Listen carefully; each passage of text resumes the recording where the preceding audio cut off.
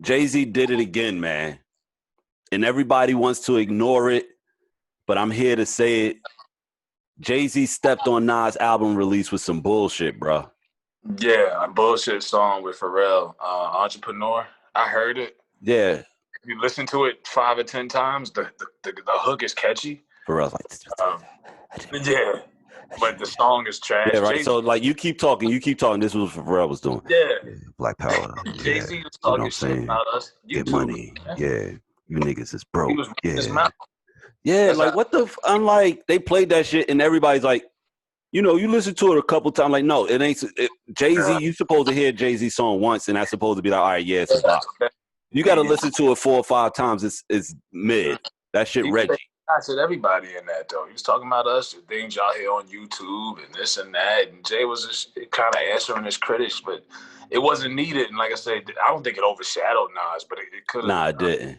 But this Nas ain't. album wasn't. I like Nas' album. I liked it better than that Kanye bullshit he put out a while ago. But this is the second or third time that Nas had a release, and here come Jay-Z or Jay-Z and Beyonce, and it's like, come on, man. Shit. I'm gonna think with Nas and are you gonna talk about the Nas album? Yeah. Oh, okay. But he did a song with Lil Durk. I'm like, yo, you're 50 years old. Right.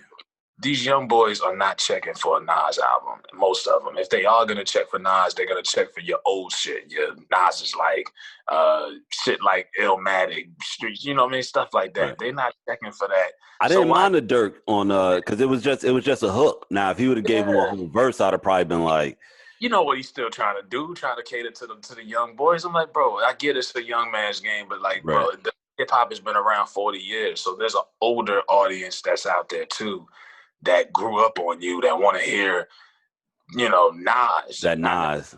1995, but give us Nas. We don't want to hear you rapping over some silly shit trying to keep up with these young boys. But I just thought the beats could have been better. He had one dude, Hit Boy, produced the whole thing. Yeah. Yeah, the beats could have been better, and, it just really wasn't needed. I didn't felt like I wasn't sitting around like, man, I need to do an Nas album. It just... Right, but has a Nas album ever made you feel like that, like on some, because I didn't mind it, like it wasn't grade A, like there's some joints on it, Nas is doing his talk, but does Nas need to do this? Can he sustain, because I mean he don't even have to drop an album and he could probably still tour the world on his catalog alone. So does he need to do this type of music, like, or can he just stay doing what Nas does? Don't have to do shit. And I'm like, why do rappers have to rap forever until they're 80 years old, till they fucking die? When do they retire? I'm like, me personally, I don't need another Nas album for the rest of my life. If he drop one, okay, I'll check it out like this weekend. But if he doesn't, he ain't got nothing to prove to me. Like, I heard Busta's dropping another album. Busta don't got nothing to prove to me. It's nothing against Busta. I love him. Right. Same thing here. Yeah, it's honestly, and I love my generation, but there's no rappers over 45 that I grew up listening to that I'm like knocking on their door. I need another album right now. But isn't that the stigma that we have with them, that our rappers don't, we basically kind of write them off after a certain age? Yeah, we do. But we're the only genre of music that does that. Because Patti LaBelle can still sell out a show right now, and she's like 80, and she ain't did a record in years. Usher, Madonna. I guess because hip hop is so young, like it's still like, and that's why the older artists feel like, I gotta prove myself. I gotta get who the hottest young nigga out there right now. I gotta get some. Right. I'm like, bro, you don't gotta put out nothing. Nas definitely don't have to prove himself. Like, I feel like his career is cemented in stone. The only problem is once again, man, every time Nas puts out an album, here comes Jay-Z, and nobody wants to say anything. It's like people are afraid to say anything negative about Jay-Z, as if he's going to fucking not invite them to the party. You already don't get invited to the party. What difference does it make? They want to go to that Rock Nation brunch, or either they want to sit down and have dinner with him so he could pick his brain, because that's better than getting $50,000. You ever heard that question? Yeah.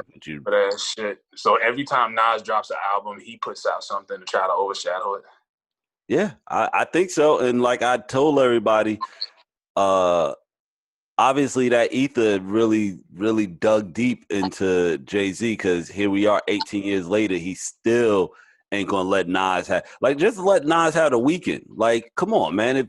And everybody's like, oh, well, it was, people are really defending this shit. Like, yo, the song is trash. Like, just call it what it is. I don't care if it's about black empowerment. That shit is trash, bro.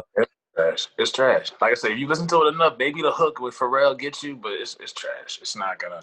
I shouldn't have to listen to a song 5 times to get it. Yeah, and I haven't listened to it 5 times. I listened to it once, and I said to myself, okay, if I listen to that hook over and over, maybe I'll get it. But nah, I'm not. It's one of those. It's one of those songs they're gonna have to program it for it to be a hit, because it's not an organic hit. No, it ain't. And it ain't going to go in there. And people are like, oh, well, because Pharrell's on the cover of whatever magazine and all of this dumb shit. I'm like, give me a break, man. Like,